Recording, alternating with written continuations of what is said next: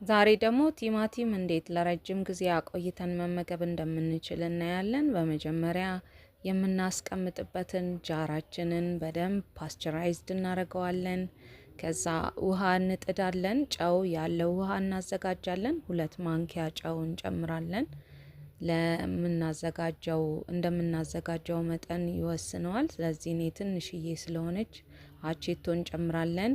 እዛ ቲማቲም ፍሬሽ በሚሆን ጊዜ በተለይ እንደዚህ ፒክል አድርገን ብናስቀምጠው አንደኛ ለቴስቱ በጣም ቆንጆ ነው። ቆንጆ ቴስት ይኖረዋል። ከ1 ወር እስከ 2 ወር ድረስ መቀመጥ ይችላል በዚህ አይነት መልኩ። ስለዚህ ቲማቲም በሚረክስበት ጊዜ ገዝተን ከ1 ወርና 2 ወር በላይ ማስቀመጥ እንችላለን። በዚህ አይነት መልኩ ቲማቲሙን እንከትፋለን።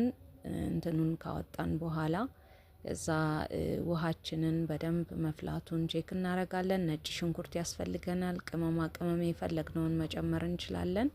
እኔ ግን ከሙንና ቆንዶ በርበሬ ነው የተጠቀምኩት። ከዛ አንድ በአንድ ቲማቲማችንን የከተፍነውን በዚህ አይነት መልኩ የፓስቸራይዝድ ያደረግነው ጃራችን ውስጥ እንጨምረዋለን። በጣም ቴስቱ ቆንጆ ነው የሚሆነው። ይሄንን ቲማቲም ብዙን ጊዜ የምንጠቀመው ሰላጣ ስናዘጋጅ ከሰላጣ ጋር ሚክስ ማድረግ እና መመገብ እንችላለን። ምንም አይነት ማብሰል አያስፈልገውም። የጨውና ውሃው ፈርመንት ይሆንና ለረጅም ጊዜ እንዲቆይ ያደርገዋል።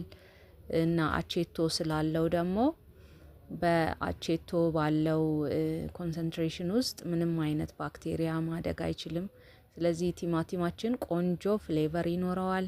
እዛ ይሄንን ከ1 ወር እስከ 2 ወር ድረስ አስቀምጠ ነው መመገብ እንችላለን። ነገር ግን ከከፈትን ነው በኋላ ፍሪጅ ውስጥ ነው የምናስቀምጠው። ከዛ ነጭ ሽንኩርታችንን ከታች ማድረግ ነበረብኝ፣ ግን ከላይም ችግር የለውም። ከላይ ቅመማ ቅመሞቹን በዚህ አይነት መልኩ ፍሌቨሩ ወደ ታች እንዲሆን ያደርገዋል። እንደውም ከዛ ጨውና ውሃ አቼቶ ያፈላነውን በዚህ አይነት መልኩ ቀስ ብለን እንጨምረዋለን። በትኩሱ ነው የምንጨምረው እዚህ ጋር ትኩስ እንደሆነ፣ ምክንያቱም አንደኛ ቲማቲማችንን ትንሽ ብላንች ያደርግልናል ወይም ገንፈል እንዲል ያደርግልናል።